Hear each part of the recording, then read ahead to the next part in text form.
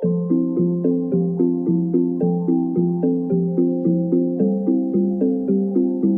I'm Andrew McKenzie, and happy to have you here at the podcast stage.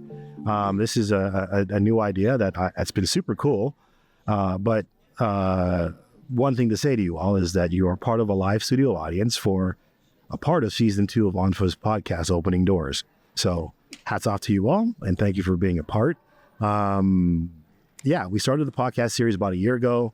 A lot of it's Marlene doing a variety of thought leadership discussions with a lot of folks around the industry. But we actually started it at last year's conference, talking procurement. And now by the end of this conference, there'll be 4 new episodes to release. And the only good part about this is this is the only evergreen content from the conference. So last year we did a bunch of live streaming and by streaming and all this other stuff.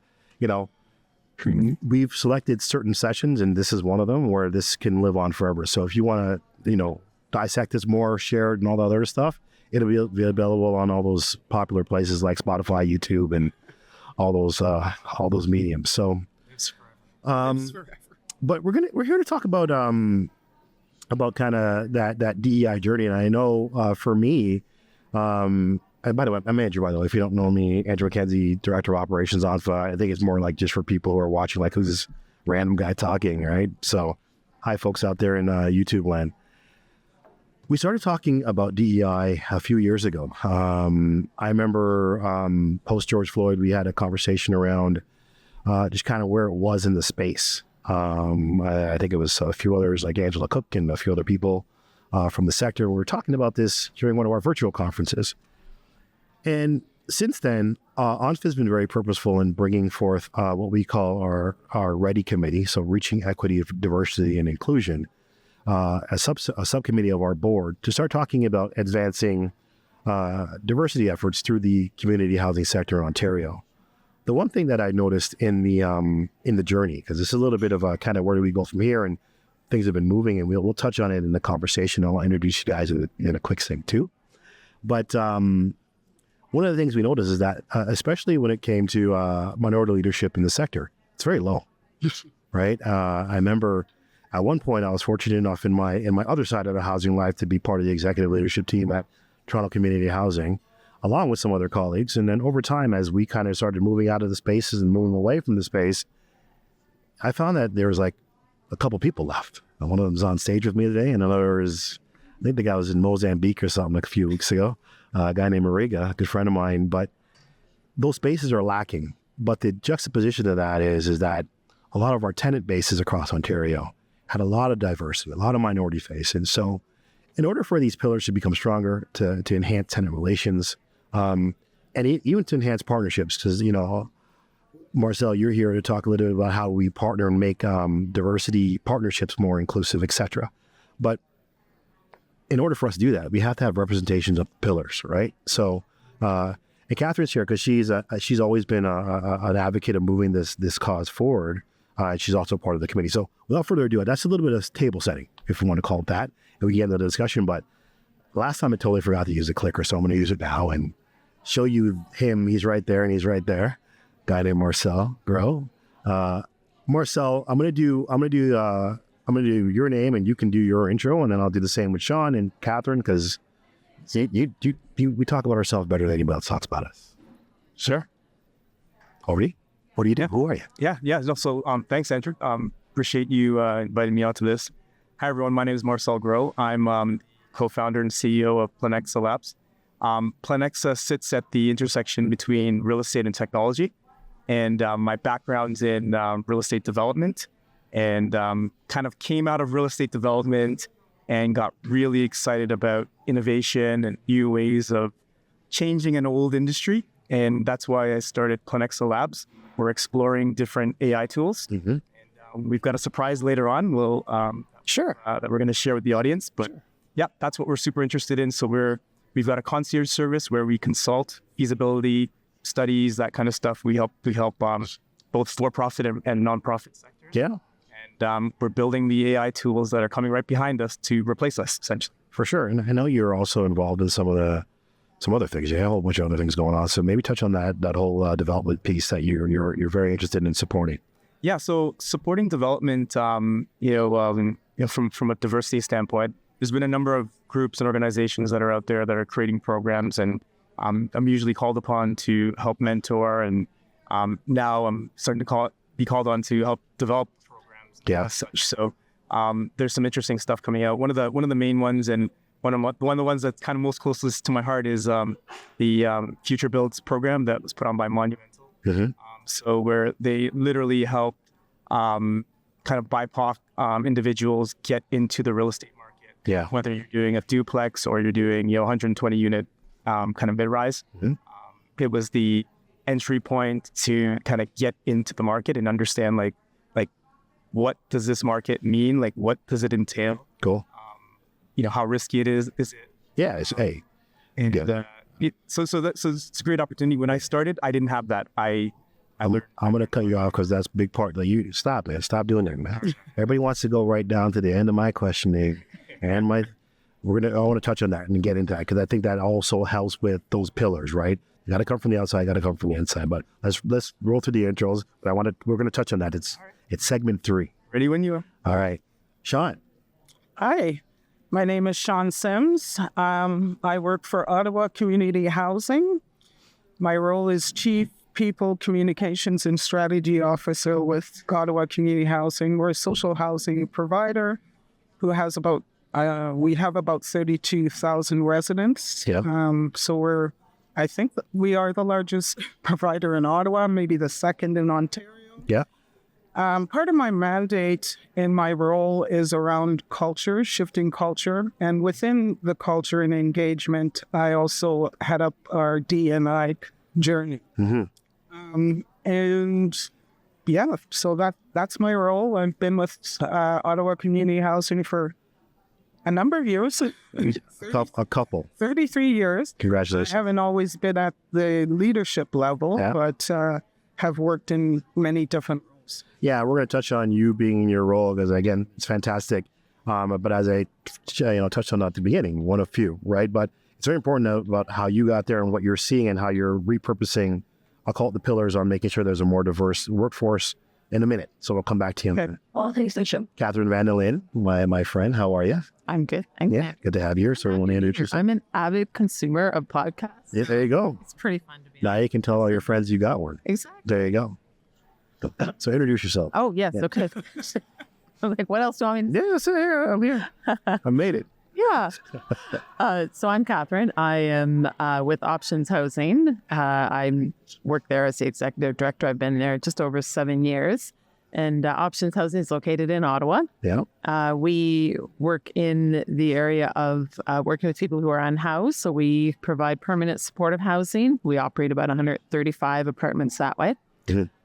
We have a very robust Housing First team. So we work with private market landlords and other community housing providers to provide apartments for people attached with rent supplements. And then we spend a lot of time working around homelessness prevention. If we can keep it from happening in the first place, Absolutely. Case scenario. So we work very closely with Ottawa Community Housing. We're in 8 of their buildings. We have staff on site supporting those tenants, making sure that people's housing is successful and stays intact. We have a hoarding support program where we have a team that goes out and works with people who are experiencing hoarding, because again, that's a significant contributor to evictions. Yeah, for sure. In their housing. So yeah, we do a lot. No, you do a lot of good work. I noticed there's a Gaston yesterday. I won an award from your community, but that's really good to know that, especially the type of housing that you guys provide, tenants are willing to help other tenants and be really engaged in moving their life circumstance forward. So it was really good to see. But we'll get into a question in the second segment that I want you to kind of kick off. But let's just kick it off, folks. Okay. Oh, sorry, that's me. And I'd be remiss to say that I don't want to. We got to thank our sponsors on this stuff. Planexa is the group that you're head of, Marcel, and thank you for sponsoring this, because this is a big deal and it helps us keep these types of this type of content going. So thank you for being here. What do you want? What do you want me to do here? I'm going to take that commercial break, or we will call it that. Everybody whip out your phones apparently and do something over here. Do that at the end. That's fine. Okay. Let's get into it. Absolutely. Fantastic. So I'll put the clicker down. I'll leave that up. But Shaun, in the 3 segments, we're going to go through a couple things. Segment 1, we're going to talk about how do we foster these pillars of DE&I within the community housing space, especially organizationally? The one thing when I was touching on the fact that, when it comes to minority folks or Black folks in the space, a lot of representation at the tenant level, maybe some of the front lines, but then you start going up the pillars of those, what I call the decision makers, the leaders, the change agents, not many of them on either side of that. I'll call it the leadership continuum. So you got boards and you got executives, right? So Shaun, how do we foster a change in the environment so that we're getting to those spaces that someone like yourself, who's been in the game for a couple of years, right? You go from where you started to where you are today, because it serves as a little bit of an inspiration, but there's a way to get there. And now you're somebody who can actually, with intent, help the organization shift its structure and attract more people like yourself. Sorry, we should check over. Just getting a frame of you. There you go. Just point this. There you go. Okay, that threw me off. Okay, so sorry. Resetting the fact that this is it's a television show, so we gotta go. Great. They could cut that. Go ahead and cut it. You're gonna look great, anyways. But really, Shaun, it's really about just the structures you're putting in place to ensure that the next Shaun Simms is not 33 years in the making. Yeah, it's a year or two from now. Yeah. I would say, really, you have to start at the top. Right? Yeah. As you said, with our boards and committees and senior leadership, I think that organizations have to look at the makeup of those bodies. And I think we need to intentionally start recruiting for more diversity in those spaces. Yeah. So we traditionally recruit in traditional ways. I think that organizations need to start looking at non-traditional ways of recruiting. Right. So leveraging partnerships that we have quite diverse partnerships. Leverage those partnerships and their networks to get candidates. We have Indigenous partners. Why aren't we leveraging their networks to bring the Indigenous voices at our leadership tables? Right. I think internally, it's, let me back up. I also think we need to start using more inclusive language Okay. on our postings or recruitment. And I think that, if as an organization, you have a commitment to diversity, inclusion, put those statements up front and let it be known, right? Yeah. And I think that you have to have buy-in. So I can use the example of Ottawa Community. Please do. Yeah. So when I prefer to tell stories. So when we were embarking on our journey, I realized I didn't have the expertise in-house. I'm not an expert in this space. Yeah, for sure. So I brought in an expert to do an assessment, give us recommendations, and we built our plan or our journey from those recommendations. Mm-hmm. We also did training. Training is part of it. We also looked at the language we're using with an inclusive lens and changed language. Mm-hmm. We looked at our core competencies for our leadership and applied an inclusive lens. Yeah. We have many programs, but you could have mentorship programs, you have coaching programs, you can have your succession planning, you can have programs where you're capacity building within. Yes. And take those barriers away and truly be inclusive and truly have it in your DNA.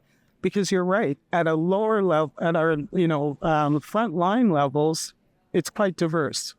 But why is it as we go up that it's not? So we need to help cultivate that diversity to bring it, raise it up. So you have to be very intentional. Yes. And it's not a quick process, but you have to me, we need to reflect the communities we serve. Absolutely. We need to be inclusive in how we operate and how we offer services. Yes. So if we truly believe that, we need some diversity of thought. We can, why is it that we don't have I saw amazing youth here today, young people. Yes. They could be on boards. Of course. And so it's how you recruit and foster that and then put the supports around so that people have a soft landing. for sure. So I wanted to see if anybody else wanted to add to Shaun's thought on that. Because no, please. I want to. Yeah, no, I think that's fantastic. I think, what's interesting with what you said is there's youth that are starting to come out to these events, and it's like, well, why can't they be on boards in real estate? That's not typically real estate, but if we look in the tech world, it's all young people. It's all young people, right? So like they actually can do it. So I think that's super encouraging, and I think if we want to really advance this industry, like we really need to kind of turn it on its head and like mix it up, because that's how you get the different perspective. And it's the youth that are like on the front line that actually are engaging with your customers. I call them tenants. Yeah. But it's like them that they actually know. They're the ones speaking directly. Like they're informed. And they'll challenge. Yeah, and a lot of our communities, I mean, I think somebody did a construct on how our communities are set up. Like yesterday, one of the panels, and it's moms and their kids. Like a bunch of youth live in our community. So if you want like voice of the tenant, voice of the customer in your industry, you got to talk to people who are consuming the product. And our product is, clean, safe, well-maintained buildings, the place to live with dignity. So start talking to the youth. Catherine? Can't be disconnected. Any thought? So many thoughts. I think on the board piece too, it's surprising to me often when I talk to people about joining boards and this, but I don't have all of this experience.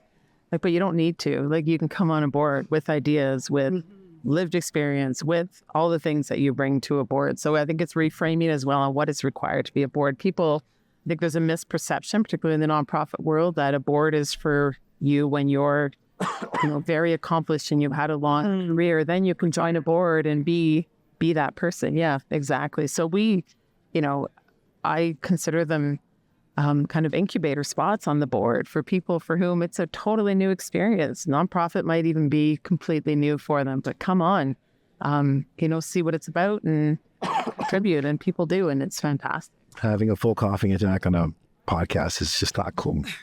I just wanted to pick up on something you said about lived experience, because I 100% agree with you. I think until we give the weight to lived experience at the same weight as we do other criterias, because it's the lived experience and that voice that we need, I think, on our boards, committees, and at the leadership tables. And in our staff.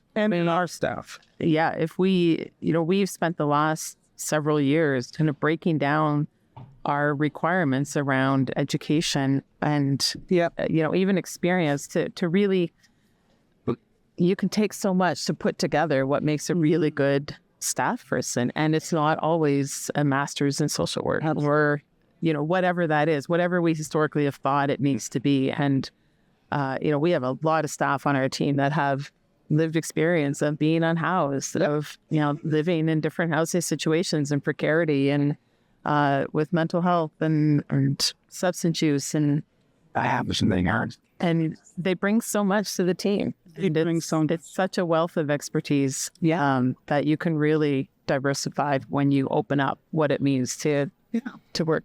Yeah.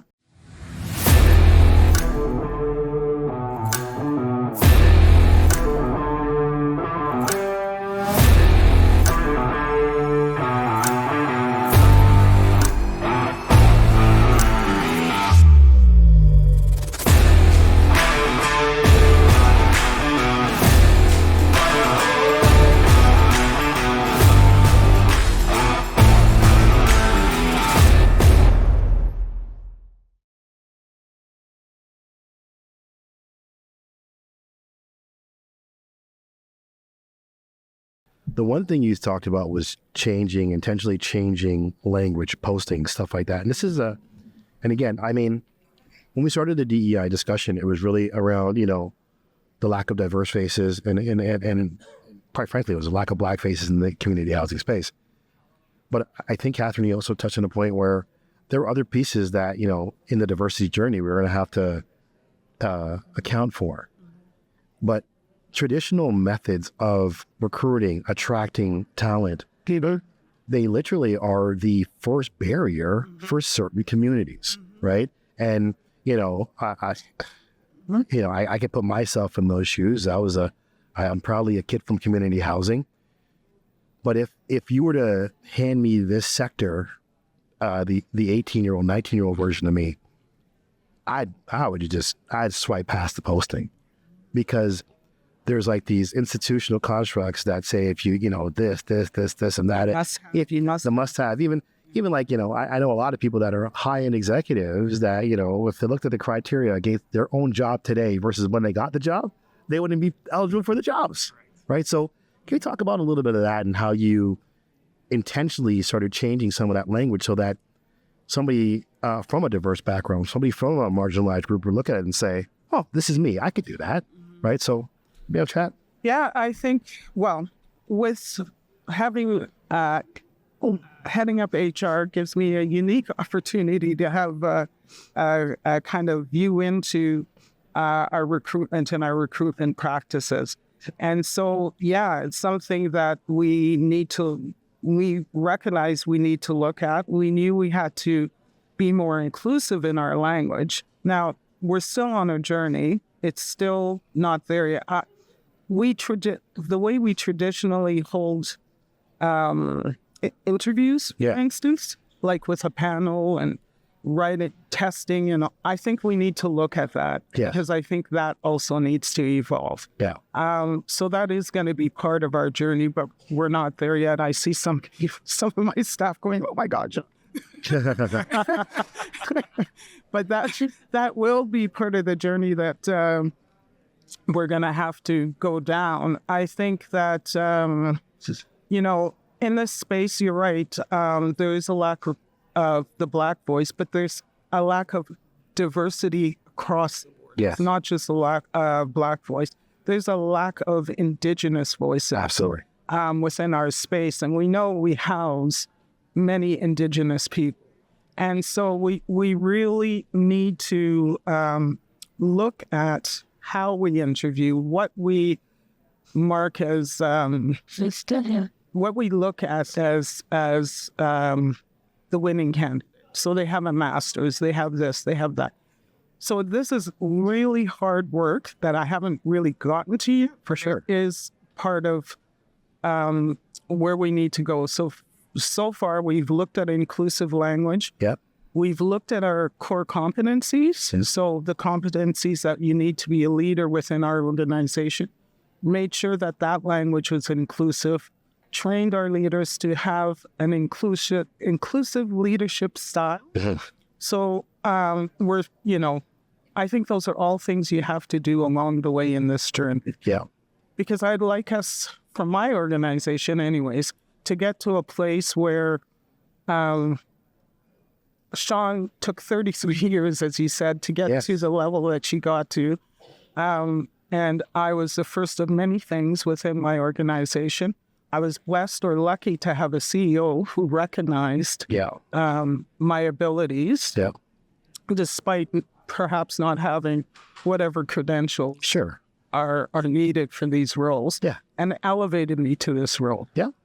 I've had other leaders who did not recognize my leadership style. For sure. Had they been in leadership, I would not be sitting here. So I'd like to get to a place where it doesn't matter. It doesn't matter who's in charge. You have the ability to get to the place you want to get to. No, and I totally agree with that. And again, it's but you know, I'm gonna throw a wild card question out because it's a follow up to all this stuff, right? So I looked at so we did a survey to our members, and thank you to any members who are here in the panel who responded. We did a survey asking about how you were when you're in your organization's DEI journey. And quite frankly, it was surprising to me. Yeah. I thought we'd be a little bit further behind, but I guess some of the organizations have actually picked up and tried to start doing things, right? So I think the intent is there. And I just wanted to, because I want to ask you a question around tenant stuff in a minute, but I want to have a little bit of dialogue, and this is wild card, so nobody planned it. This is an emotional response. There's a lot of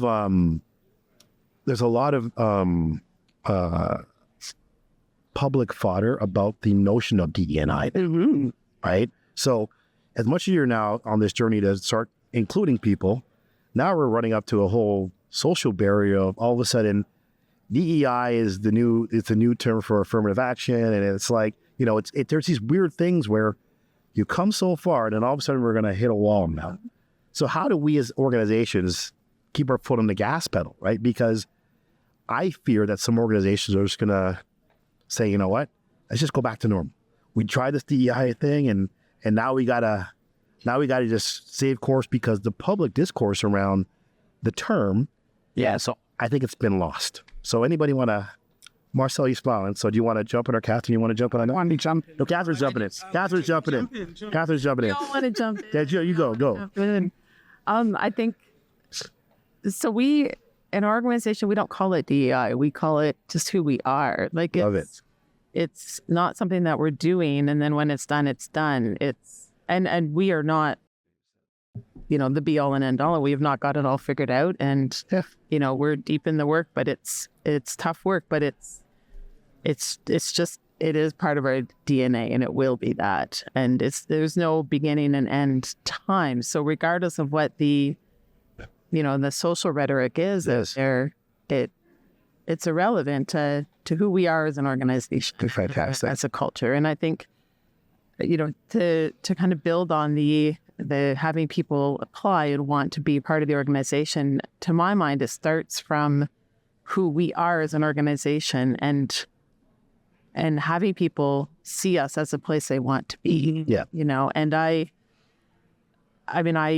started my career in the early 90s and I was an out queer woman at that time and that was not common. Yeah. And I was keenly aware of what organizations would be a space for me to work in. Yes. And which ones were not, which ones, hung the flags and said all the right things, but was not a healthy place to be in. And I know that exists for all equity seeking, candidates who are looking for a workplace. Yeah. And, so for us, it's a lot of that internal work of creating the kind of workplace and the culture where people want to be and, are putting their names forward to be there. Yeah, I'll point what you said around it's part of your DNA. Yes. I think for a lot of employers or organizations where it fails, it's because it was a checkbox. Yep. They didn't really believe in what they were doing. Absolutely. And so I think when you walk the talk and it's in your DNA, it doesn't matter what's going on the outside world. And it's really about, to me, it's about inclusion, belonging. Why wouldn't you want to work for an organization where you could bring your authentic self to work? That's it. So 100%. To me, it's not, it can fail with other organizations. It will not fail in mine or yours or yours. And so that's powerful. We still bump along. It's not No. Sure. And I'll wrap the thought up in a second, but Marcel, go ahead. Yeah, no, I mean, I think in the especially in the tech world and kind of the world of entrepreneurship, you cut your own path. And one of the big things we always talk about is like, what's the company culture? Yes. And I think you mentioned like it's built from the top down. Yeah. So it's nice in that way where like you craft your own journey. It's kind of like, okay, this is what I want to see. This is the type of culture. This is how we work. This is what we do. This is who works. Yeah. And it's nice because you can kind of choose your own adventure, and then company kind of grows with that culture. So right. I think it's an interesting concept that's so important in the world of startup. Yeah. But it's difficult in the world of existing kind of incumbents. Yeah. A lot of things to kind of shake up. For sure. But then I'm going to wrap because I want to move to the part around. So we just talked a little bit about corporate structures and more so that top-down approach on changing some of these outcomes for equity-seeking groups, right? A couple of words I want people to, are you doing your notes and your mental notes?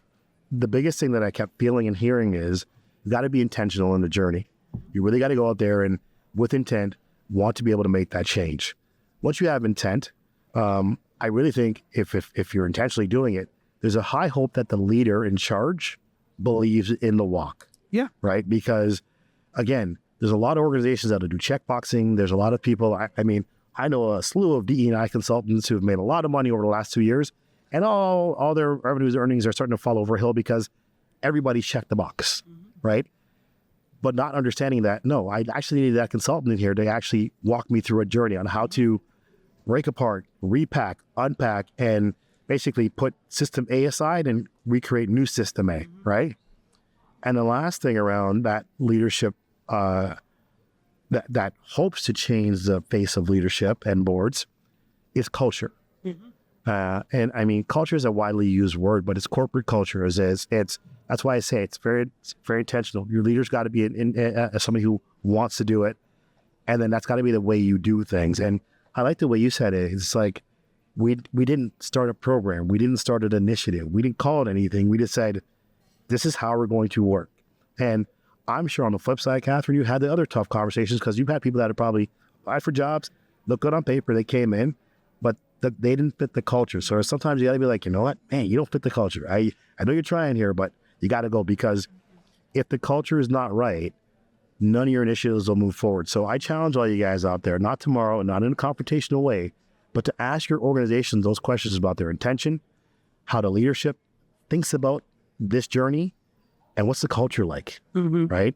Because again, you got to be at the beginning of this journey. You may want to make these changes, but without asking those questions early days, it'll be super difficult for you guys to go anywhere, right? So one PSA, because I was so excited. Half of you guys heard me. I was listening to my kids' football game. I forgot to tell you guys how to ask me questions. Some savvy people already know how to ask questions. So there's one question here already. But for the rest of you who don't know, please go to the app in session 225 Q&A portion. If you have a question, I'll see it. I'll ask it, because otherwise, can't hear you. Otherwise, you'd be yelling out and it'll be weird and stuff like that. So questions through the app, I'll ask them up here, and I'll try to weave them in throughout the conversation so that we're not just throwing out Q&A at the end.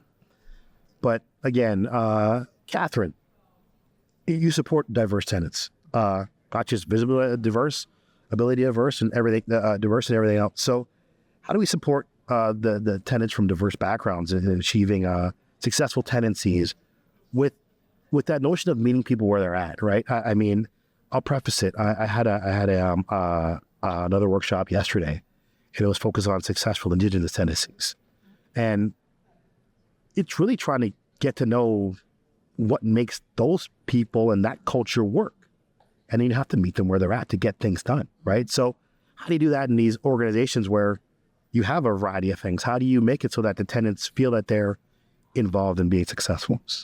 Yeah. That's just a quick answer. Yeah, it's really simple. Yeah. Yeah. No, it's a big question, and it's a big thing to think about. And we're actually, one of my colleagues is here in the audience. We were talking the other day about the work that we do. Meeting people where they're at it's not a tagline. It's actually what we do. It's literally the person in front of us, and we have options in our name for a reason. Yes. Because pretty much anything's on the table. If it's legal and it's moral, we'll work with you on it. So, but part of that is understanding somebody's lived reality and their history. So, you talk about Indigenous tenants, and we, again, because we work with people who are unhoused, and we know that in Ottawa and across the country, really, we're all dealing with this. Indigenous people represent here more than 30% of people who are unhoused in the city, and yet they're only 2% of the general population. So vast overrepresentation. So we have a real responsibility to be able to appropriately respond and support people in the Indigenous community and housing. So a few years ago, we created a reconciliation action plan to guide us in that. And we reached out and built relationships with Indigenous partners. And I know that's the third part of the podcast, so I won't go there too deeply. But we really built those relationships, and we sought guidance, and we kind of checked ourselves along the way with lots of people who were there with us. And we created for ourselves a really comprehensive set of actions to create the kind of organization that could support Indigenous tenants and Indigenous staff and the broader Indigenous community in dealing with the number of unhoused people who are Indigenous. So that was a big piece of work for us. But now, as a result of that, and we're not finished, but we're deep in it, is, we have things like a reconciliation steward on staff who will smudge people's apartments when they move in. He will support Indigenous tenants in whatever way they need. He arranged a bus to bring people to a powwow on National Indigenous Peoples Day. So, we're doing those kinds of things.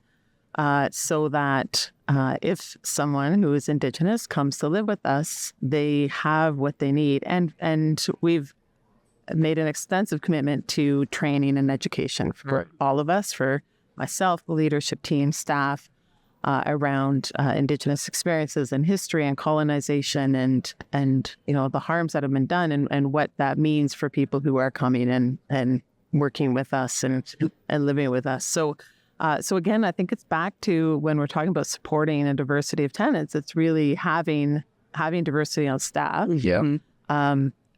And lived experience diversity on staff. So people who can share and bring that forward. We have a lot of peer workers in our teams as well. So they're there intentionally to use their lived experience to connect and support the people that we work with.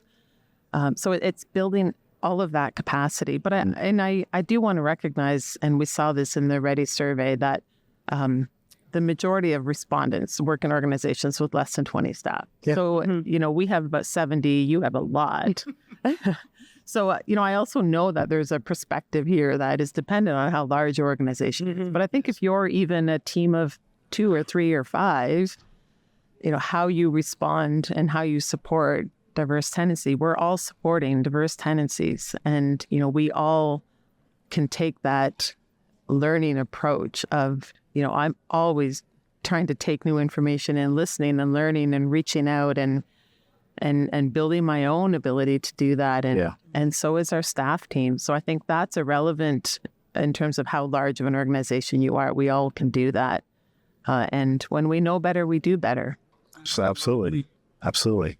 Shaun, do you want to chime in on that? No, she did well. No, Nailed it. you nailed it. Yeah. Yeah, I would, I don't have much to add to what Catharine has said. I would just say engage people along the way. So engage those communities along the way as well. I have a half question for you, but I wanted to touch on this piece for a second. Something about the organization's size and scale, right? Because I do have a question because I want you to chime in from the other perspective, because you're talking about entrepreneurship and how important it is to see a familiar face maybe as an entrepreneur, right? But the impact of the piece that you mentioned, Catharine, around having Indigenous staff on your team, right?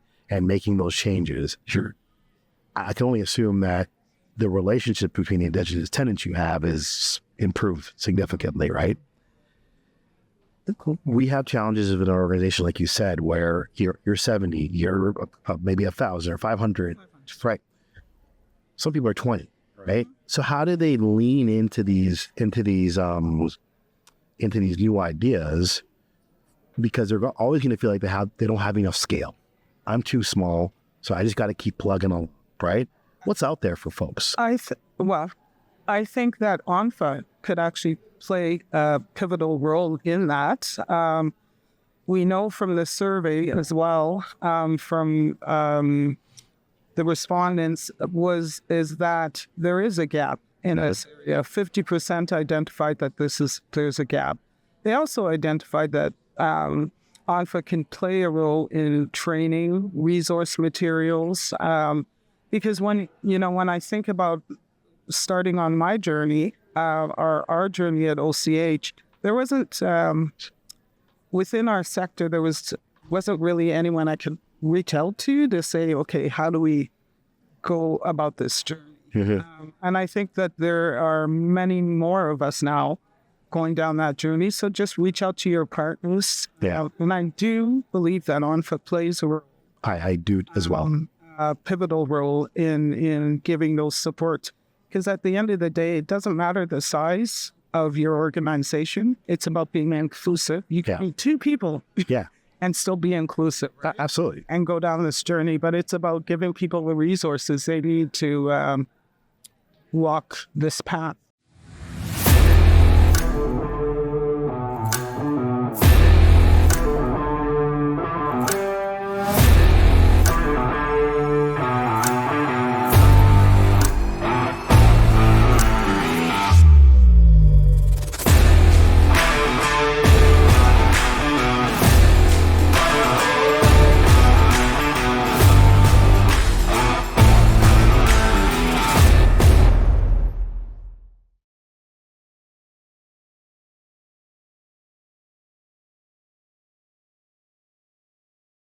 I do agree that ONPHA has a larger role to play.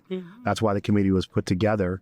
But I do think the committee is at a point now where we got to start having some outputs, which I'll commit to making sure that happens, right?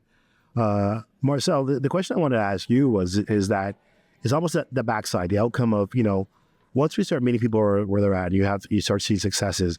I'd assume that, with the roles you play, you have an opportunity to mentor young Black kids, young individuals like yourself. Give me a success story from some of that mentorship you've had, if you have one that's off the top of your head. But the impact of that and the notion that kid might have been on a different path or might have seen a different challenge or a roadblock, and because you had an opportunity to work with them, there's a success.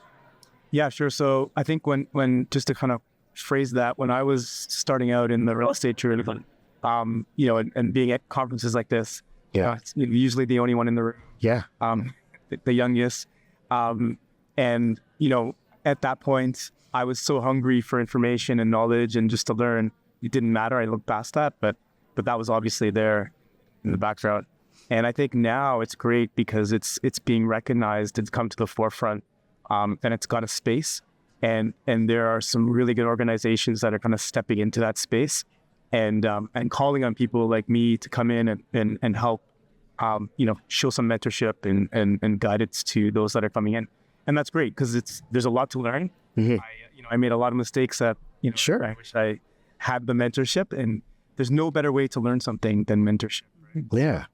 From my perspective, I think the biggest thing around mentorship is people that are coming up in real estate and want to be real estate entrepreneurs. For me, I was able to literally walk with a number of these individuals that were the hardest thing for someone starting is to pull the trigger on. Yeah, for sure. For sure. That's probably the wrong connotation, but to actually put the offer in. Yeah, for sure. That is like a milestone. Yeah. And to have someone alongside you just to say hey, don't worry about that. You've got conditional conditions. Don't worry. If it's not accepted, you're going to live, right? Yeah. And even if it is accepted, you've got time that you can still get out. Sure. And just giving that comfort. And for me, that was with the people that I had mentored, there was, two individuals in particular, they were so on the fence, and I'm just put the offer in. Yeah. I will back you. Don't worry. Yeah. And to see them do that, it just that confidence that they got from that was fantastic. And then, that's where you start, right? The more offers you put in, it's a numbers game. Yeah. Eventually you'll get that property. Yeah. And you go from there, right? So, sure. I think that's just a small aspect. I mean, you layer on top of that all the other things with development, and financing and feasibility that come after that. But with all of that doesn't come unless you put that initial effort. And unless, let's draw it all the way back, unless some of these folks found individuals like yourself to work with to have the confidence to get to those steps, right? So, I mean, when we're talking about support, which is that second segment, it's really coming down to truly being involved in support and really meeting people where they're at and actually having familiar or faces that are safe to them, where they feel okay, that person kind of feels, acts, and is me, so it's not too far away to get to that thing, right? So, and I think that's a big thing around successful tenancies, is really as best you can in your organizations, because again, some organizations are small, there's not too much turnover, there's all these things, but it's that intentionality around making sure that there are proper representative supports in place, so that people feel like they can thrive because people accept me here, because there's people like me here, right? I'm gonna leave in a question for the audience before I get to our next segment here.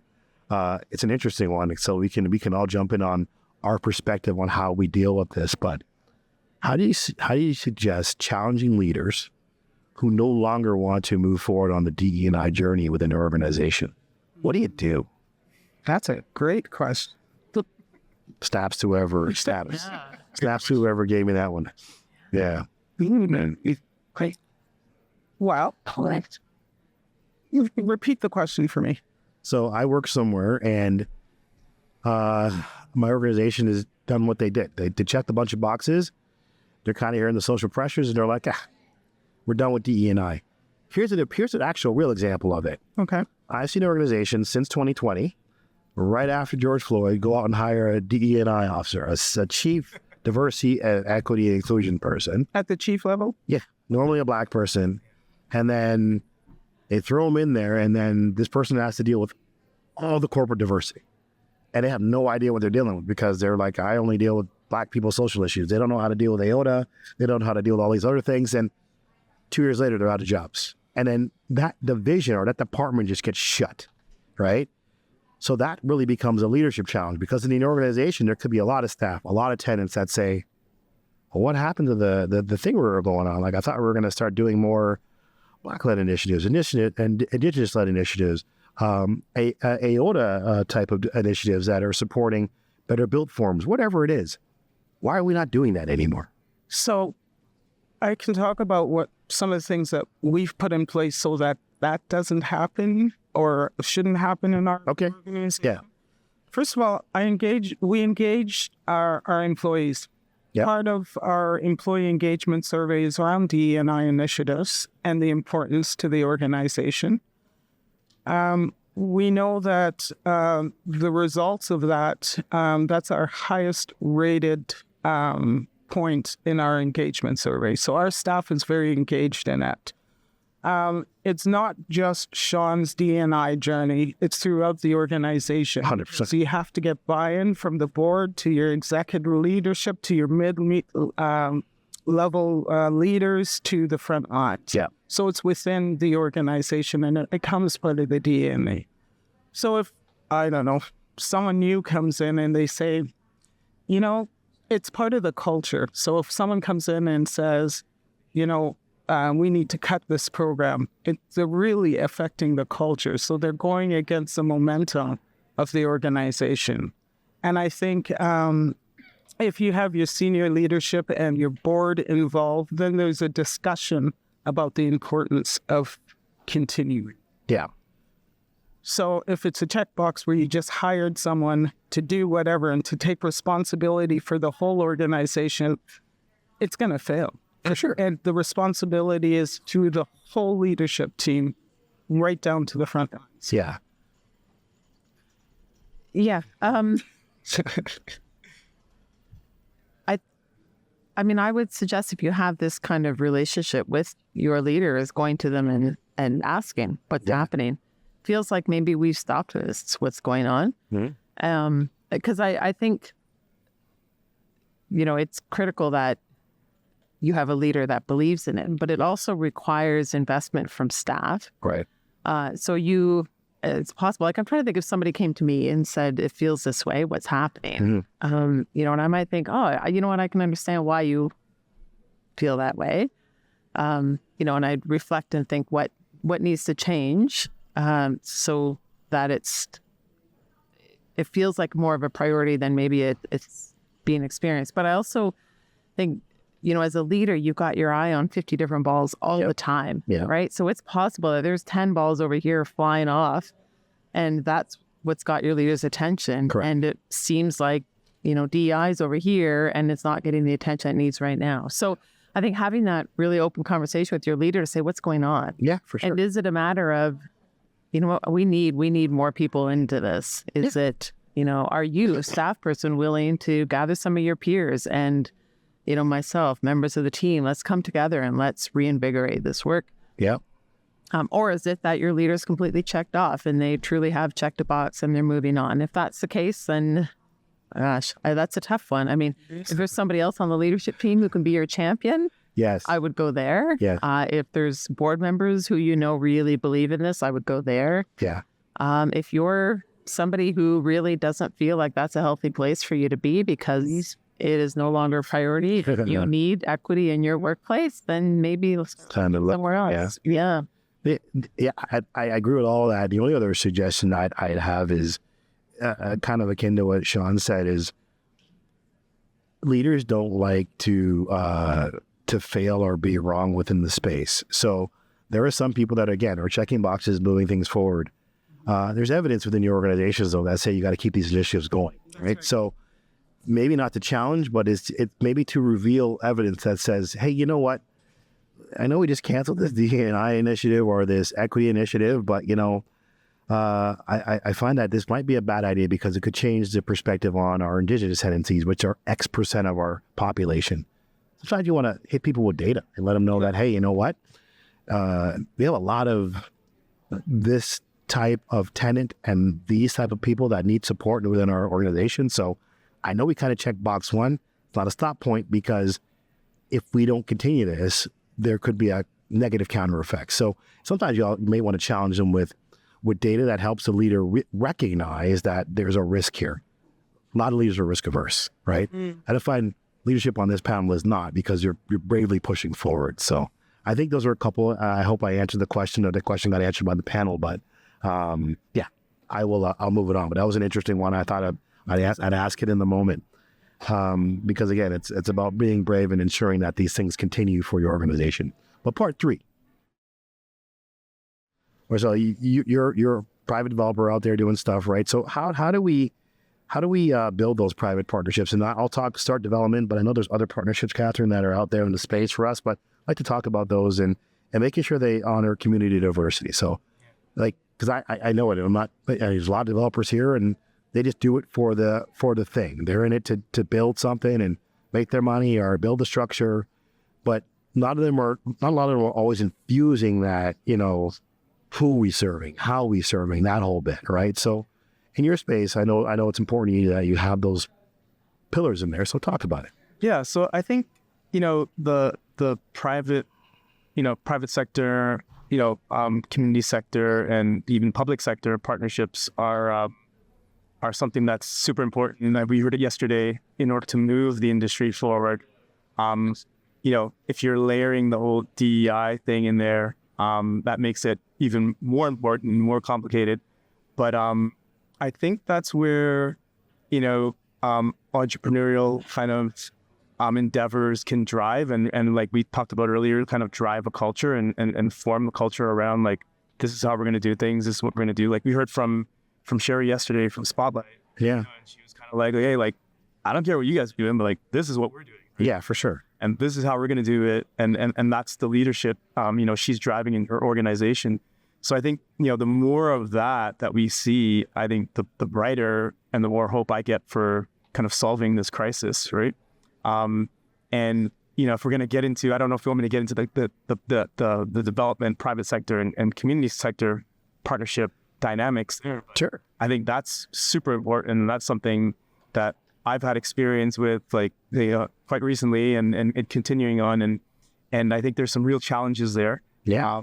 That we have to hurdle. And there's almost like this bridge of communication in terms of like what they know versus what the other side knows. And like, there's this like kind of meeting in the middle that has to align, I think, better. Yeah. We should see at organizations like conferences like this, we should actually see more private sector developers, not just consultants offering services. Sure. The actual developers wanting to build homes, like here, like making deals. And, we're starting to see some of that with, some organizations that are popping up. Like, I know the School of Infrastructure at University of Toronto, they do a lot of like kind of safe space, and they bring in private sector, they bring in community sector and put them in a room and like, you guys mingle and figure out, kind of make deals, right? Yeah.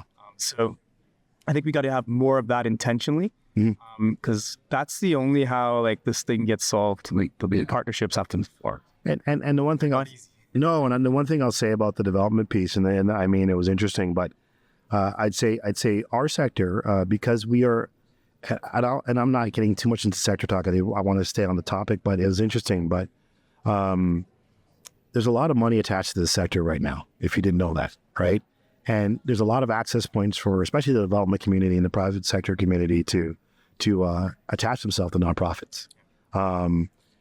There's actually some dedicated money in different streams and silos. Like, I don't know how many of you know out there that there are Black-led organization funds for development, right? The criteria is really hard to access because, as we just described, there's like Mariga and Shaun. So unless you're Wood Green or you're our OCH, it's very hard to access those funds because those organizations don't have Black leaders. But why I'm saying this is that it's kind of almost like a sector beware kind of piece, is that not all DE&I initiatives are created equally, and I don't want things to be exploited just for the sake of just moving things up, right? So if there's going to be a Black-led fund for development, make sure it gets out there, but make sure that the development all the way through has a component that might change the outcome for some Black people in the community. So maybe if there's 10 units that go to a Black family, once it's built, there's 10 units. We'll have some kind of pillar all the way down from development to I'll call it tenancy, that has that all together. So it just, when we're talking about those partnerships, right? Some policy there For sure. with respect to like who's actually in the market. And But this goes back to the other point I was saying around, like, again, there's reactionary things that happen with respect to equity as opposed to intention. And again, I'll say it again, the note we're writing, be intentional, right? Because I think in that space and time, policymakers were trying to do something right. Yeah. But it kind of now got diluted. And unfortunately, those funds are not flowing as readily as they were announced now 4 years ago. I think they still got $50 million sitting there as a bank. Yeah. Okay. Other partnerships, so Catherine, in your eyes, around how do we build better bridges between the community housing sector and private sector? And again, you touched on it, is like maybe that's the way organizations get those additional supports who are smaller. So I don't know. Yeah. I mean, our partnerships are focused more within social services, as opposed to private sector. But certainly, I think of some really tangible examples as we're talking about DEI. So we, here in Ottawa Immigrant Women's Services has a mentorship program for women who are looking to get into executive roles and or boards. So we've participated in that. We've done it a number of times now. And, I recently had a mentorship relationship with a woman, and, I've absolutely learned as much from her as she did from me. We had a lot of really great conversations, and particularly around race in the workplace and, her experiences. And she now sits on our board. So, reaching out to those organizations, even though it's not a housing organization, it's not even so much a housing adjacent organization, but it's still a partnership and it's a valued relationship. Schools as well. We have a great relationship with the University of Winnipeg. They have an Indigenous program. In the last 2 summers, we've had students move to Ottawa to do placements with us, working on our reconciliation. So, there's really, if you get creative around who your partners can be and build those relationships, it really is about building relationships. And we saw, particularly when we did our reconciliation action plan, in building relationships with Indigenous partners, and those relationships take a lot of time to nurture, develop, and build trust and build reciprocity. But it's so worth it. And now, we have solid friendships and partnerships with these organizations too. So it's, partnerships are really great. And so I think that's a good point for the private sector to really understand that you're not just going to come in here and like wham bam, like here's a partnership, let's go. It's kind of like, you gotta be around. Right? The nonprofit, the community housing sector really has to see that they trust you before they're gonna kind of want to work with you, right? So I think that's a good lesson for private sector. Build relationships and try a thing. Yeah. Experiment. Try it. With OCH, we embarked in a partnership with a developer called Dream. Yep. And there's a building in Ottawa, Zibi, kind of on prime land. Went in a partnership with Dream and got 2 floors in that building dedicated to our community, our tenants. Yeah. So there are partnerships that absolutely with developers that work. It's just building those relationships and taking some risk and trying something. Something. Yeah. Like years ago, that would have been unheard of. Yeah, of course. Right? You got to try a thing once.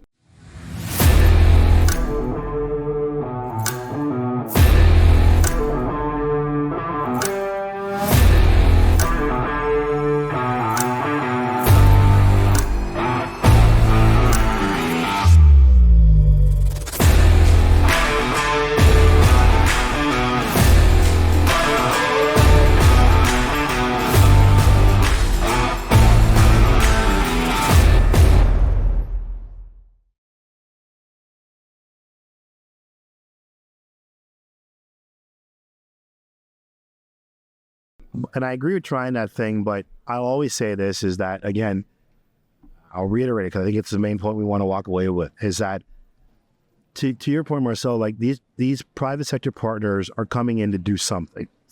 Whether it's they're attaching themselves to this organization or organizations for advancing some of their DE&I initiatives because they know there's a groundswell of diverse people in our communities. For them, sometimes they're check marking their own boxes. And it's like, X in partnership with Options Housing, X in partnership with OCH. The ones who last and the ones who do it for a longer time are the ones who you can get them in a room and say, we're not just doing a photo op here. We're not just going to be taking pictures.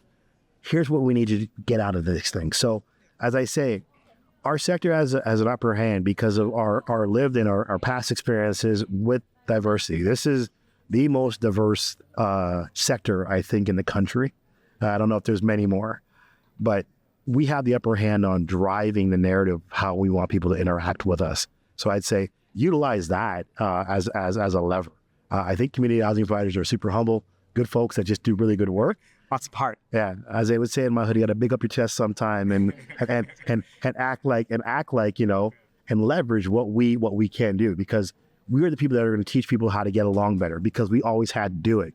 In my other session yesterday, I was talking about one of my personal experiences around Greek sandwich, a gyro, when I was in school in the States, went out with a bunch of buddies, and I was getting a sandwich, and they all freaked out. A bunch of black dudes around the table I ordered a gyro. They were ordering burgers at a Greek restaurant. But it was because they'd never seen anything else, right? But because I lived in community housing and I lived around everybody, I knew what that thing was, right? And so it's not as much as that there's silos in community housing. There's a lot of representation. I just think that there's some underrepresented silos and underrepresented groups that aren't moving at the same pace as other groups in the space.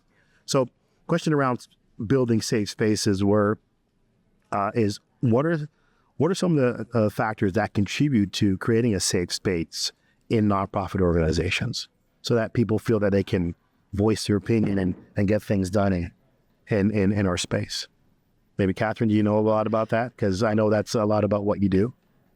So possibly controversial opinion, but I struggle with the notion of safe space. Go ahead, let's go. I think it's almost impossible to guarantee, to provide. Yeah. And I think we set people up to be vulnerable in spaces that aren't safe. Yeah. And then harm is caused. So, so I never presume to have created a safe space or to be providing a safe space. I can commit to doing everything we can to make it, as good as possible. But I struggle with the notion of safety and safe space. Sorry, I went on a tangent. No, I forgot the actual question. No, that was the question. That was the question. And I think that's a perfect answer, because and that's the other thing too. I think in a lot of cases, people really want to have that definitive thing. And you just said something that is very real. And even if we coin this thing, the cone of silence or the safe space, I still got to be able to rely on you to be able to not tell somebody something or not blow up my spot. A lot of cases in the U.S. where people have thought they were in a safe space. Yeah. They say something and all of a sudden they lose their job. Yeah. That's true. Yeah. So I think, whoever asked that question, I think that's the other one is do your best to try to make it that. But I don't think there's a fully foolproof guaranteed safe space that can be created. No, but you could create a space where people are listened to and heard. Yeah. Right? And you're having kind of open dialogues. Yeah. But Catherine's 100%. Yeah. Guarantee that it's a completely safe space. Yeah, and again, as providers, I think it's to create those avenues and on a narrow line. Thank you. Not to over facilitate those spaces. Listen. A lot of times I remember being on the provider side, where, especially when people wanted to voice something, say something, tell something, they always wanted us to do it. They always wanted us to manage and mitigate it, right? And that puts you as providers in weird spots.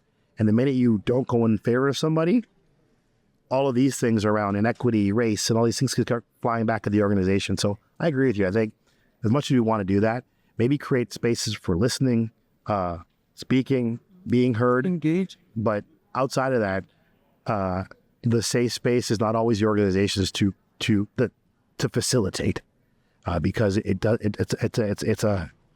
right on the edge. It's a slippery slope. Another question, because I got the 10-minute warning here. Thank God I don't have that in football. It'd be a really long game. But does the government need to play a role in bridging public and private sectors for the intent of acquisition and development? And how may that benefit minority peoples? Interesting question. I think we touched on it earlier. They, and I'll jump in on the group, but I'm so like wound up in this one because they had good intent.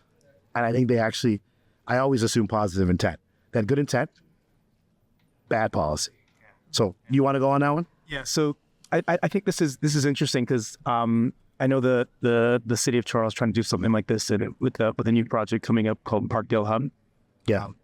And there was a sounding board, and I was part of that. And they're really trying to see that kind of equity deserving developer, nonprofit housing provider be a part of that project. And I think they're getting it. And there's some work to be done, but like having more of those like sounding boards around specific RFPs well in advance of them coming out, like you literally hear from the community like what's necessary, like what they're missing, what they're nervous about in terms of the RFP process, and you can really kind of feel out like how you can support and maybe tee up those RFPs so they can be more in line or a little bit further down the road so that these community partners can access them.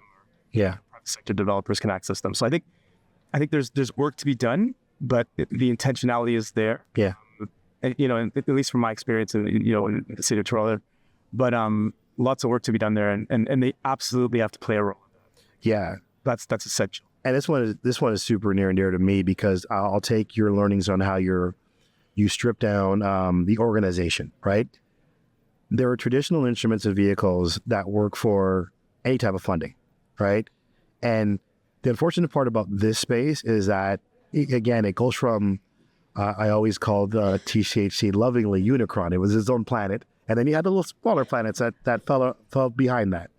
But organizations that have those larger bits of capacity, the lion's share would always get the money because you can just get it done faster. But to strengthen the sector, you needed to spread it out. And when I think about it from a how do you do that and then build in diversity or black-led or whatever it is layers, you almost got to strip down and rewrite the whole playbook. So you gotta really make it super accessible, super simple, super direct, and then have intention to say, okay, if you can prove these factors that are going to be black-led as part of this initiative, you move to the top of the pile. Because what will happen is as soon as anything is released to the general public, it could say black, it could say Asian, it could say indigenous, it could say whatever. Somebody with the right capacity level will find a way to get that money beforehand. And our sector is very close to the front line, no matter if they're the CEO or whatever. That the nature of our sector is close to the front line, and I want to make sure we don't get skipped capacity wise when they build out these policies. So how you strip down the formalities of corporate structure, Shaun, in your organization when it came to hiring and everything else, it's almost like the policymakers got to do that for certain sectors or certain groups so they can actually have access. Because a lot of times, even if you're a black-led group, look at how everything you got to do to go get it. You're like, oh, it's almost impossible. And it's the immediate barrier. It's that filter. It's the NBA. Only NBA need to apply for this or whatever. It's that filter that stops these organizations. And even the more sophisticated developers, and there's not too many that I know of that in the game are kind of looked at that specific program and we're kind of like, I'm not even going to try for that because I'm going to spend my time on that. I'm better off just doing what I'm doing, spending my efforts and just keeping, stay in that lane. Yeah, there's a huge opportunity there. Yeah. And I think the one other thing I would say, Shaun, is just the policies and the programs need to be set as such where it allows, the diverse entrepreneurs to also joint venture with others. Absolutely. So you could get ahead. Absolutely. So if I could get those funds and joint venture with some Tridel, 100%. all of a sudden now when I've just built capacity to do a 50-story tower, I wouldn't have had. And over time, like there's not going to be a splash where you're going to have black developers or black other minority entrepreneurs jump into space. But to your point, if I can get a full if I can get 2 floors, I have part of an asset. And then maybe in 10 years, I'll have a building because I can leverage the asset and do these other things. So I want to get to this. You want to jump in on that one? Because I want to make sure I'm going to read this one right because it's close to the last question before we get closing thoughts from you all. So in Toronto and Peel, funding organizations are now funding B3, so Black-led organizations. Is there any merit in organizing supportive housing organizations that are Black mandated? We use that definition. So I feel if I'm butchering this question, please come up and ask us it live. But it's really around, I think, is there a merit in ensuring that not only are there Black-led organization funds to just run the organization, but there should be funding going to organizations that are also doing Black-led supportive housing agent delivery. So, yeah. And I'm sorry if I butchered the question, which I probably did. Yeah, and I'm not sure I have an answer. I'm not sure I do either. Can you? Yeah, you want to take a stab at the iPad here? It's the word here. In Toronto and Peel, funding organizations are now funding B3, which is Black-led organizations. Is there any merit to supportive housing organizations by Black mandated was by using the definition to help those doing well? Is it more of a support on how to do it properly?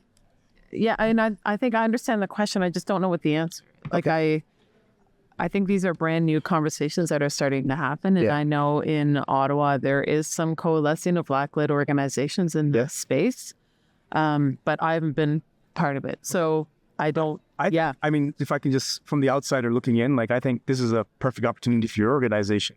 Absolutely. To step in and kind of be the leader that corrals all these organizations. Yeah. Like if I were to say, like, if you were to ask me right now, like list 5, I couldn't even. No. None of us could. So, and you're in the same, right? So, so it's like, okay, so, how are we going to create these partnerships and do these deals if I don't even know who they are? Absolutely. Right? So Absolutely. I think, there's an opportunity for your organization to come in and like, I love more work. It's amazing. Honestly, because it's good work. And I think, events like this are just part of it, but I do think ONPHA as a responsibility to ensure that we help sector capacity, because not everybody has, floors that do X, Y, and Z. So if we are that conduit, that bridge for our sector to grow, we'll do it. So absolutely love the suggestion. However, we're coming to the end of time for our podcast. So I want to maybe ask everybody their kind of closing thought with, we started the conversation about kind of where do we go from here. So how do we keep it going, basically, is a thought, and maybe in a couple of words summarize the things we need to do to keep this thing going. You want to start? Or do you? Yeah. Sure, I can start. I'm going to answer that question a little bit differently because I think back to the REDI survey, about 40% of respondents said their organizations have not done DEI. Okay. And so I think we need to be open about that, and I think that needs to be okay, and it's okay to be starting today. Mm-hmm. Some of us have started earlier, some of us are just partway through, and some haven't started yet, and that's okay. But the best time to start is now. Yep. And if you're just one person or 5 or 20 or 100, there's things you can do. And one of the things that was offered in the REDI survey was a community of practice, and there seemed to be significant interest in that. So even being able to, if you're a one-person show in your housing organization, or you're, just a few people, joining a community of practice is a great way to learning from each other on what to do and following each other's kind of paths. So I think there's lots of ways that we can support each other, and I think it's okay wherever you are as an organization in doing this work to be open about that, and be open about not knowing where to start. Awesome. Put your hand up. Yeah. No, I think there's lots of work to be done. There are a lot of good organizations out there that are putting together kind of these incubators and accelerators around that. I was literally part of a pitch competition earlier by Nobellum that was doing that. Within the space, there's a lot. I think there's a lot more work to be done around that though, and really corralling, the organizations that are there and building that work. That whether you call it DEI or something else, like it has to exist going forward. Absolutely. The people around the table and the people in this room are not going anywhere for sure on this earth. So we have to figure it out. And like someone said yesterday, failing in terms of delivering the supply and crisis is not an option. Yeah. Shaun? I don't know that I'd have much more to add to that, other than I would say start. Yes.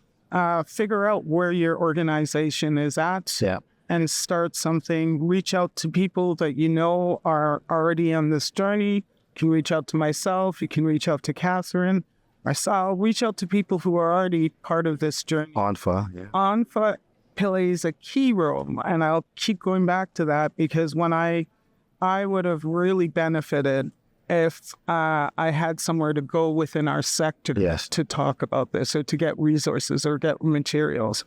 And so I think, again, I go back to ONPHA has a key role.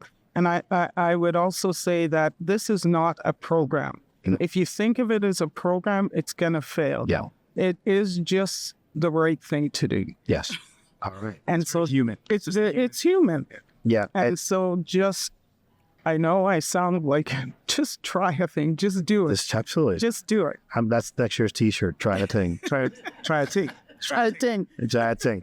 But no, and first off, before I'll say one thing. I'll go back to the beginning.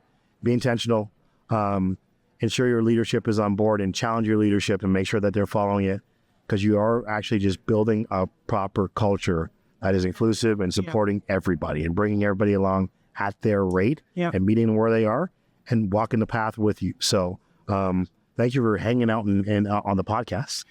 As I said, we can all watch this later. The coughing part will be edited out, so there'll be no laughing at Andrew later.